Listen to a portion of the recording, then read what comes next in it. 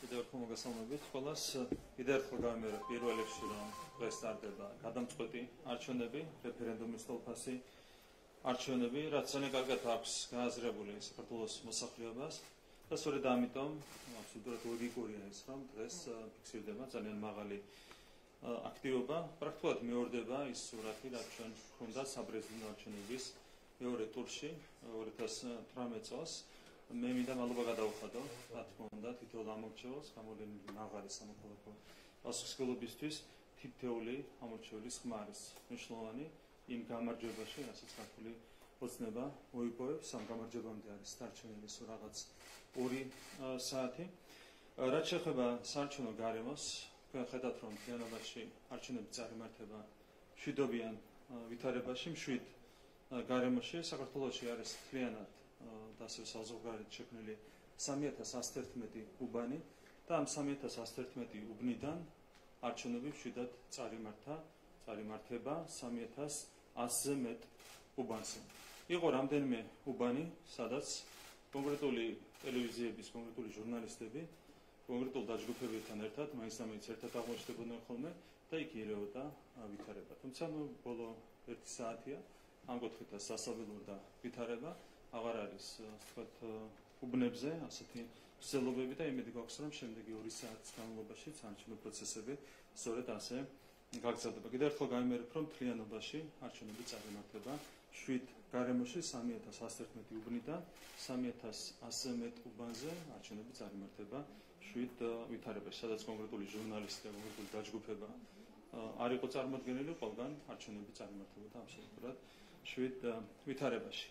რაც შეეხება თვითონ ჩვენს მოლოდინებს, ჩვენ უკვე გვაქვს გარანტირებული დიდი უპირატესობით დამაჯერებელი გამარჯვება, ამას მოწმობს ის მონაცემები, რომლებიც არის წარმოდგენილი, თუმცა ჩვენ გვაქვს უფრო მაღალი ამბიცია, ჩვენ გვინდა მივიღოთ საკონსტიტუციო უმრავლესობა, რაც ამ ეტაპზე ჯერჯერობით არ არის გარანტირებული, ჯერ კიდევ არის დარჩენილი 2 საათი, მოსასვლელი ალბათ 200.000-ზე მეტი ამომრჩეველი, შესაბამისად არის საჭირო თითოეული ამომრჩევლის მობილიზება, კუციკაცი, იმისათვის, რომ ჩვენ არა მხოლოდ დამაჯერებელი გამარჯვება მოვიპოვოთ ამ არჩევნებში, არა მხოლოდ დიდი უპირატესობით მოვიგოთ და მოვიპოვოთ მყარი უმრავლესობა საქართველოს პარლამენტში, არამედ ასევე მივიღოთ საკონსტიტუციო უმრავლესობა, რაც არის ჩვენი პოლიტიკური ამოცანა. აქედან გამომდინარე, კიდევ ერთხელ მოვუწოდებთ ჩვენს ამომრჩეველს, რომ მაქსიმალურად გამოცხადდნენ საარჩევნო უბნებზე და იმოქმედონ მაქსიმალური პასუხისმგებლობით საკუთარი ქვეყნის წინაშე. და ბოლოს კიდევ ერთხელ ვიტყვი, რომ ეს არის გადამწყვეტი არჩევნები, სასწორის ორ მხარეს დგას ომი და მშვიდობა, ამორალური პროპაგანდა და ტრადიციული ფასეულობები, ქვეყნის ბნელი წარსული ერთ მხარეს და მეორე მხარეს დგას ქვეყნის ნათელი ევროპული მომავალი. აქედან გამომდინარე, პასუხისმგებლობაც არის ძალიან დიდი. კიდევ ერთხელ მოვუწოდებთ თქვენ და თითოეულ ამორჩეველს მაქსიმალურად მობილიზდნენ და გამოცხადდნენ საარჩევნო უბნებზე, რაც შეეხება იმ ამორჩეველს, რომელიც უკვე გამოცხადდა უბნებზე, უკვე გააკეთეს საკუთარი არჩევანი, მათ კიდევ ერთხელ განსაკუთრებული მადლობა მინდა გადავხადო. ბატონი, 7 საარჩევნო გარემოსთან დაკავშირებით საუბრობთ თქვენს დამმართველი გუნდის სხვა წევრებიც, თუმცა ისმის კვლავ ბრალდებები, ამჯერად კითხავთ კონკრეტულად ლევან ხაბაიშვილის ბრალდებაზე, რომელიც ამბობს, რომ მის აქტივისტს ფიზიკურად გაუსწორდნენ, თუმცა აქ ერთი საინტერესო დეტალი არის ისიც მათ შორის, რომ ეს ადამიანი, რომელსაც ის ამბობს, რომ მისი აქტივისტი, აღმოჩნდა მისი პირადი დაცვის თანამშრომელი. და ამასთან დაკავშირებით გააკეთდა მარტო გუნდში დღეს კომენტარი.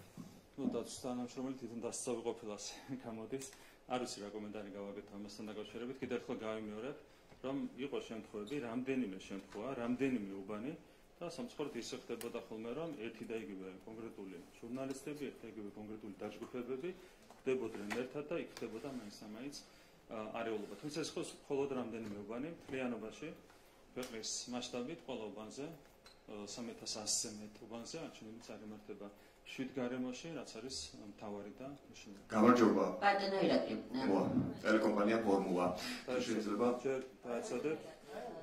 საუბრობდით იმის თაობაზე, რომ 2 საათი დარჩა არჩევნებამდე, ვიცით 200.000 ამომრჩეველი დაახლოებით, რომელსაც ამბობთ საარჩევნო უბანზე. სკამერო. ცადოთ კითხვის დასმა. რას აჩვენებს პრაქტიკა ზოგადად, ცაც 2 საათი არის დარჩენილი კენჭისყრის დასრულებამდე, ამ დროს აქტივობა იმატებს თუ პირიქით, რადგან თქვენი ამბიცია და მიზანი არის საკონსტიტუციო უმრავლესობის მოპოვება, ამიტომ მაინტერესებს რა ხდება ასეთ დროს როგორც წესი. გააჩნია ცოტა რთულია პროგნოზირება გამომდინარიდან, რომ იყო მაღალი აქტივობა.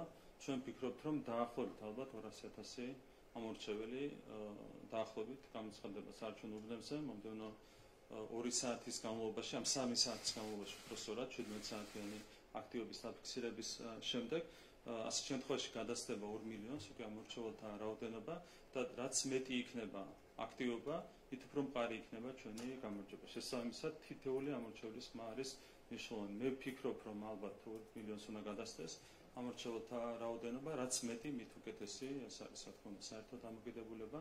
შესაბამისად, კიდევ ერთხელ ვთხოვ ამორჩეველს, რომ მაქსიმალურად გამოვიდნენ საარჩევნო უბნებზე. გამარჯობა ტელეკომპანია ფორმულა გურამ როკავა. ბატონო ირაკლი, დაუსჯელობის სინდრომზე მინდა გკითხოთ, თუ გახსენდებათ 12 წლის განმავლობაში თქვენი მმართველობის პირობებში საარჩევნო დარღვევების გამო კონკრეტული გამოძიება, რომელსაც შედეგი ჰქონდა, აი მაგალითად მარნეულის მაგალითზე მინდა გკითხოთ 79 უბანზე, სადაც საარჩევნო ყუთში ჩაყარეს ბიულეტენები, ეს კადრი ხომ ნახეთ? ნახეთ ეს კადრი? კი, ნახეთ. ხო, თქვენ ამბობთ, რომ აი ჟურნალისტების რამდენიმე მედიის ჟურნალისტების მიერ არის მოკლედ მხოლოდ ეს აღწერილი. საუბარი ქონდა არეულობაზე, რაც შეეხება მოკლედ ფაქტს. ამასთან დაკავშირებით სისხლის სამართლის საქმე აღიძრა დღეს. წარსულში თუ გახსენდება დაუსჯელობის სინდრომი მინდა რომ განმარტოთ, რატომ არიშჯებიან თქვენი მომხრეები, რომლებმაც წარსულში ასეთი დანაშაულები არაერთხელ ჩაიდინეს და შედეგი არ გვინახავს გამოძიებას. რატომ აფარებთ მათ ხელს და რატომ არის ეს დანაშაული წახალისებული? დეტალურ ინფორმაციას არ მოგიდგენ თქვენ პროკურატურა, შინაგან განსაკუთრებთა სამინისტრო, ჩვენ ანგარიშებს ვაბარებდით ამ თემასთან დაკავშირებით, მათ შორის ევროსაბჭოს. მე თვითონ ვიყავი ევროსაბჭოს საპარლამენტო ასამბლეაში დელეგაციის ხელმძღვანელი, როდესაც პირადად ვიყავი ჩართული ამ ყველაფერში, დეტალურად ვაბარებდით ანგარიშებს ევროსაბჭოს, სადაც წარმოდგენილი გაიხსენოთ ასეთი ფაქტი. არა, ბევრი იყო. რამდენიმე თუ შეგიძლიათ, როდის დაისაჯა? ფაქტები საერთოდ არ მახსოვს, იყო ათეულობით სისხლის სამართლის საქმე და იყო ამ ათეულობით საქმიდან ალბათ ნახევარზე მეტი მაინც, სადაც ბოლომდე იქნა მიყვანილი გამოძიება, სადაც სპეციფიკები არ გახსოვთ ახლა რომ გაიხსენოთ. საერთოდ მახსოვდეს იყო ეს სისხლის სამართლის დანაშაული ძალიან მნიშვნელოვანი თემაა. ანგარიში იყო წარმოქმნილი საჯარო ინფორმაცია. არის საჯარო ინფორმაცია, ამიტომაც ალბათ ერთი მაინც უნდა გახსოვდეს. მე რატომ უნდა მახსოვდეს, კაცო, იყო საჯარო. ქვეყნის მეთაური ხართ, ბატონო ირაკლი, პასუხისმგებელი ხართ ქვეყანაში არსებულ ვითარებაზე. თან ძალიან პროფესიული საკითხიც არის. ერთი წამით 2020 და 21 წლის დარღვევები მე რატომ უნდა მახსოვდეს სათითაოდ, ხო, თავის დროზე იყო წარდგენილი ანგარიში ევროსაბჭოს წინაშე და შეგიძლიათ იხილოთ ეს ანგარიში. სხვა საერთაშორისო ორგანიზაციებად. ფაქტები არ მახსენდება. მახსენდება დაახლოებით რაც იყო სტატისტიკა, იყო გამოძიებები და მათ შორის პასუხისმგებლობის საკითხი დადგა კონკრეტული ადამიანების ათეულობით ადამიანის. ჩვენ რანაირად უნდა მახსოვდეს ფაქტები. არ არის რელევანტური კითხვა. რატომ არ უნდა გახსოვდეს? მე უნდა მახსოვდეს რომ განმძღვანელობთ. მე უნდა მახსოვდეს რომ მოქალაქე გიორგი გიორგაძე მის ხარების მუნიციპალიტეტის სოფელ უნდა გახსოვდეთ. კაი, კი ბატონო. მადლობა. კი ბატონო. მადლობა. 2012 წელს ახსოვდათ თქვენი გუნდის წევრებს ასეთი დარღვევების შესახებ. დეტალურად ჰქონდათ ინფორმაცია, როცა ბიძინა ივანიშვილი მოვიდა ხელისუფლებაში ზუსტად ასეთი სისტემის დასრულების დაპირებით, რომ ასეთ სისტემას დაასრულებდა, რომ უბნეთთან კრიმინალები არ დადგებოდნენ დასაშინებლად, თქვენ ეს პირობა გაიცეთ. თქვენ მაშინ საერთოდ არ იყავით ამ გუნდში, მაგრამ ივანიშვილმა გასცადა. იგივე სისტემა გადაიფორმეთ, გააძლიერეთ და კიდევ უფრო მეტ ზეწოლას ახდენთ მოსახლეობაზე. ამ გუნდში ვიყავი 2011 წლიდან. რა დაპირებაც გაიცა, ის დაპირება შესრულდა და მე მინდა შეგახსენოთ რა დანაშაულებს შადიოდა თქვენი პოლიტიკური პარტია, რომელიც ბატონო ირაკლი, მაშინ 2012 წელს მე-9 არხზე მუშაობდი და ამ დანაშაულებს ისევე ვამხელდი, როგორც ახლა ვამხელ ამ დანაშაულებს. ჩვენი პარტია არა, მე მაშინ 2012 წელს მე-9 არხზე მუშაობდი. გახსოვთ ვისი იყო ეს ტელევიზია? გახსოვთ ვისი იყო ეს ტელევიზია? მე-9 არხი. გავიგე. თუ არ გამოგიგზავნით ლინკებს ჩემი რეპორტაჟები, სადაც ნაციონალურ მოძრაობას ვამხელდი ამ სისტემაში და ახლაც გავამხელთ იგივე საკითხებს. ნაციონალური მოძრაობის სისტემა გადაიბარეთ, გადაიფორმეთ, გააძლიერეთ და აშინებთ ხალხს იგივე მეთოდებით. ასეთ რაღაცებს შეიძლება ლაპარაკობდეს მხოლოდ ამ პარტიის წარმომადგენელი. 2012 წელს მე-9 არხზე მუშაობდი და ვაკეთებდი ამაზე რეპორტაჟებს. მე რა გადმოხვედით ნაცმოძრაობაში? ეხლა მინდა გეტყვი. იმიტომ ბატონო ირაკლი, თქვენ გადაიბარეთ იგივე სისტემა და მე გადმოვედი კიდევ თქვენ გადაიფორმეთ ნაციონალური მოძრაობის სისტემა და მე გადმოვედი ნაციონალურ მოძრაობაში. იქ თქვენ გადახვიდეთ ნაციონალურ მადლობა. თქვენ სისტემა გადაიბარეთ. თუ დამასწრით, მე გეტყვით ახლა რა არ გადავიბარეთ ჩვენ. თქვენი პარტია როცა იყო ხელისუფლებაში, მაშინ კლავდა ქუჩაში ახალგაზრდებს, 150 ახალგაზრდა მოკლეს მარტო ქუჩაში. სულ 100 ამაზეც ვაკეთებდი რეპორტაჟებს. მე რატო ხარ მაგპარტიაში ახლა? ფორმულაზე რა? თქვენ რატომ გადაიბარეთ ნაციონალური მოძრაობის სისტემა? რატომ გადაიფორმეთ მათი მოსამართლეები, რომლებსაც ამ სისხლიან საქმეებზე გამოქონდათ განაჩენები, რომელიც ზუსტად იმ ხელისუფლების პირობებს აწყობდა. თქვენ რატომ გადაიფორმეთ იგივე მოსამართლეები, ბატონო ირაკლი? ვინც ამ სისხლიან დანაშაულებზე განაჩენებს გვიცხადებდა? თქვენ ხართ ამ პოლიტიკური პარტიის წევრი დღეს, წარმომადგენელი, მხარდამჭერი, თქვენ მუშაობთ პარტიულ ტელევიზიაში და ამით თქვენ რას აკეთებთ იცით? თქვენ გინდათ ხელისუფლებაში დააბრუნოთ სწორედ ეს სისტემა, რეჟიმი, რომელიც 150 ნაციონალური მოძრაობის მოსამართლეები გყავთ. ამ პარტიის წევრი ხართ, რაზე მელაპარაკეთ? ნაციონალური მოძრაობის ნაციონალური მოსამართლეები გყავთ. ამ პარტიის წევრი ხართ. ნაციონალური მოსამართლეები გყავთ სისტემაში. ეს ისტერიკა არის ერთ-ერთი რამის შედეგი, რომ იგი გასათიშია. Just a moment. ამ მიკროფონს მითიშავეთ, ბატონო ირაკლი, კარგია. თქვენი ისტერიკა არის ერთ-ერთი რამისთან დაკავშირებული, თქვენ ძიმედ აგებთ არჩევნებს და უსაჩვერო შევხვდებით, ამაზე შევჯერდებით საბოლოოდ. Hello, my name is Simone Brunner. I'm a reporter for German newspaper Die Zeit. Please allow me to ask you a question in English. There were reports today that violence broke out at some polling stations, that there were some irregularities. The president just recently said that she was unable to reach the interior minister and she was everyone asking to refrain from violence and that the elections can be held up in a normal democratic way. How do you comment on that? Yeah, so I have made some couple of comments about that. So there was some violent incidents at different precincts, couple of precincts, and at all those incidents there was the same journalist present with the same group of violent crowd. And there was a violent crowd of the opposition. They were going to specific precincts together with these journalists and the violence was happening there. Luckily, we managed to avoid kind of severe incidents. And currently the entire kind of environment is fully peaceful. And in general, if you summarize the environment for these elections, we have 3,111 precincts in Georgia. And out of these 3,111 precincts, in more than 3,100 precincts, there is a fully peaceful environment.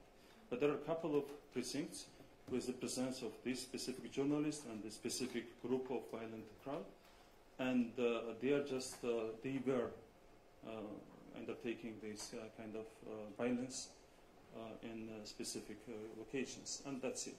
When we talk about the President and the Minister of Interior, here we have the government, which is responsible for addressing the incidents. We are in charge of that, and we are doing our best in order to prevent the environment from the incidents in the future. So we are responsible for that, not the President of Georgia. We have a parliamentary system, like in Germany, and you know how this system works. So we are responsible for that, and we managed to address the incidents properly with our interference.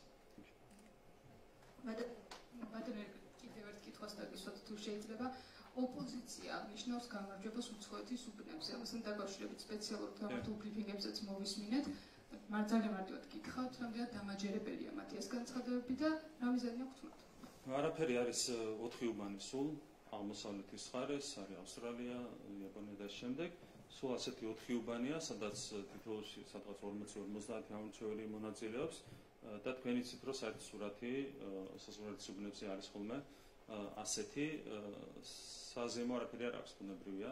ოპოზიციას წინა შემთხვევაში ცილიანობაში საზღვარგარეთ ქართულმა ოცნებამ აიღო 30%, თუმცა თქვენ გახსოვთ, რომ ეს დამაჯერებლად გაიმარჯვა ქართულმა ოცნებამ. ამ შემთხვევაშიც ჩვენ გვაქვს არა, რეალობა, მაგრამ საზემო არაფერი აქვს. ხვდებით რა შეასახა? არა, სადღაც რომ მოიგებ 20 ხმით ამაზე როზე იმს იწყებ, ხო, ნუ სასწავლო მდგომარეობაში იყენებ უნებრივია საკუთარ თავს, ეს არის და ეს. ანუ არის რამდენიმე უბანი, ჯამში 200-მა მრჩეველმა მიიღო მონაწილეობა, 2 საათში ვილაპარაკებთ, რამდენ უბანზე წააგებთ საქართველოში, მადლობა. არ არის რელევანტური, სადაც ჯამში 200 ამორჩეველი მონაწილეობდა, 200 არ იყო 100 ამორჩეველი მონაწილეობდა ჯამში, შესაბამისად არავითარი განზოგადების საშუალებას არ იძლევა ეს უბნები 3000-ზე მეტ უბანს წააგებთ თლიანობაში, ამის ნახავთ 2 საათში. პრეზიდენტის განცხადებასთან დაკავშირებით მან თქვა, რომ შინაგან საქმეთა მინისტრთან დაკავშირებას სცადა და ასევე სამთავრობო ხაზიც არ მუშაობსო და მას სურს დაკავშირება, იმიტომ რომ უფრო მეტი რეაგირება მოხდეს სამართალდამცველების მხრიდან სამართალ დარღვევებთან დაკავშირებით, თუ გულისხმობს საარჩევნო უბნებთან დაპირისპირებებიც იყო. რას უპასუხებს პრეზიდენტს, ვინაიდან ის წუხს, რომ არ პასუხობენ შინაგან საქმეთა სამინისტროში? არაფერი არ ესაქმება სალომე სურაბეშვილს შინაგან საქმეთა სამინისტროსთან, არც შინაგან საქმეთა მინისტრთან. ეს არის საპარლამენტო რესპუბლიკა. ამ საპარლამენტო რესპუბლიკაში არსებობს ვერტიკალი, არსებობს მთავრობა, არსებობს სისტემა, სუბორდინაციის სისტემა ამ სისტემაში და ამ სისტემას პატივი სცეს სალომე სურაბეშვილმა. ის არ გვესხმება კონსტიტუციას, თუმცა ამ შემთხვევაში მას არავითარი საშუალება არ იქნება, რომ წავიდეს კანონის და კანონმდებლობის წინააღმდეგ, ძალიან მარტივად არის აქ საქმე. მთელი ამ პერიოდის განმავლობაში სალომე სურაბეშვილი ახალისებდა ძალადობას და ახლა მისი ნიანგისრემლები უნებრივია არავის არ არის საინტერესო. ბატონო ირაკლი, იმ ინციდენტებიდან გამომდინარე კითხავთ, რაზეც ვისაუბრეთ და მთელი დღის განმავლობაში საუბრობენ ქართული ოცნების ლიდერები, დღეს თქვენ დილით თქვით, რომ ყველა ოპოზიციურმა პარტიამ საბოლოოდ ცესკოს შედეგებს პატივი უნდა სცეს და აღიაროს. რამდენად ელოდებით ოპოზიციის მხრიდან მსგავს ქმედებებს, მით უმეტეს, როდესაც ვხედავთ მთელ დღის განმავლობაში მსგავს პროვოკაციულ ქმედებებს თქვენი შეფასებით, ხო? როგორ შეიძლება განვითარდეს მოვლენები იმ შემთხვევაში, თუ ოპოზიცია რეალურად დამარცხდება, საქართველოში რა მოვლენებთან მოხდეს? ამას ნახავთ ასევე დაახლოებით 2-3 საათში, მათი შედეგი იქნება ძალიან მძიმე და რა თქმა უნდა მათ არ ეყოფათ ღირსება იმისათვის, რომ აღიარონ არჩევნების შედეგები. არც ერთ პარტიას არ აქვს ღირსება, არც ერთი პარტიის ლიდერს არ აქვს ღირსება, შესაბამისად, მათ ძალიან გაუჭირდება შეეგონ არჩევნებში მარცხთან, ამხელა მარცხს, ძალიან მასშტაბურ მარცხზე მაქვს ეს საუბარი. შეგნებულად არ ვასახელებ ციფრებს, სხვაობა იქნება უკიდურესად დიდი და მასშტაბური ქართულ ოცნებასა და ერთიან კოლექტიურ ნაცმოძრაობას შორის. რა თქმა უნდა, მათ გაუჭირდებათ შეეგონ ამ მარცხს, საკუთარი ღირსების დეფიციტი არ მისცემს მათ ამის საშუალებას, თუმცა მათი გადასაწყვეტი არ არის რეალურად, როგორ გაგრძელდება პროცესები, არც არჩევნების მოგების რესურსი არ აქვს და შესაბამისად არ აქვს არც ქუჩის რესურსი. კიდევ ერთხელ ვეთქვი, რომ არჩევნების მოგებასაც და ქუჩასაც ჭირდება ერთ და იგივე რესურსი. ეს არის ხალხის მხარდაჭერა. დღეს ქართველი ხალხი სწორედ იმიტომ გამოვიდა ასე მობილიზებული საარჩევნო უბნებზე, რომ მათთვის არის კატეგორიულად მიუღებელი ის ამორალური სახეები და ამორალური ძალები, რომლებიც დღეს წარმოადგენენ რადიკალურ ოპოზიციას. შესაბამისად, მათ არ აქვს არც არჩევნების მოგების რესურსი და არც ქუჩის რესურსი. ეს დავაზუსტებ, რომ შედეგები უცნობია და არ ვიცით, ხომ მოსაჩვად რა რეალობა თქვენი პროგნოზი გაქვთ, აი რასაც გისმენთ ახლა თუ ოპოზიცია არ აღიარებს არჩევნებს, მაშინ რა ხდება? ქართული ოცნება შედის პარლამენტში და ერთპარტიული პარლამენტი იქნება, რაც თქვა წინა შემთხვევაში იყო საფრთხე, ხო, ამის 2020-ის შემთხვევაში, ანუ იგივე უჭირდება, თქვა 19 აპრილის შეთანხმება, შარლ-მიშელის ჩამოსვლა, ანუ რა სულად ელოდება მაშინ ქართულ საზოგადოებას დღეს ამ არჩევნებში? ჩვენ, კი, მადლობა ამ კითხვისთვის, ჩვენ ჯერ კიდევ 2021 წელს ვთქვით, რომ არც ერთ შემთხვევაში აღარასდროს აღარ გავაფორმებთ ისეთ შეთანხმებას, როგორც იყო 19 აპრილის შეთანხმება, რომელიც გულისხმობდა კონსტიტუციური ჩარჩოდან ქვეყნის გასვლას. შესაბამისად, არც ერთ შემთხვევაში არ შევალთ ამ ტიპის მოლაპარაკებებში. თავარია, რომ პარლამენტი იქნება ლეგიტიმური. მაშინაც გახსოვთ, 2021 წლის ეგრეთ წოდებული კრიზისი იყო ხელოვნური კრიზისი. არ არსებობდა კრიზისი ქვეყანაში, მასე ნებისმიერ ქვეყანაში შეუძლია ოპოზიციას არ აღიაროს არჩევნების შედეგები, არ შევიდეს პარლამენტში. რა თქმა უნდა, ეს არ ნიშნავს კრიზისს არავითარ შემთხვევაში. პარლამენტი იქნება ლეგიტიმური, ის იქნება ლეგიტიმურად არჩეული. არ იქნება არავითარი მოლაპარაკებები, არც არავითარი ახალი აპრილის შეთანხმება. თუ არ შემოვლენ პარლამენტში, მით უკეთესი რა უნდა პარლამენტში გვარამიას, ხოშტარიას, ჯაფარიძეს, ბოგუჩავას რა უნდა მათ პარლამენტში. ისინი ხო საქართველოს უმაღლესი საკანონმდებლო ორგანოსთვის სრულიად შეუფერებელი სახეები არიან. ხო, რა უნდა სალომე სამადაშვილს პარლამენტში, რა უნდა გრიგოლ გეგელიას, საბა ბუაძეს, თაზო დათუნაშვილს, რა უნდა ამათ პარლამენტში. რაც ნაკლები შემოვა პარლამენტში, მით უკეთესი. მადლობა.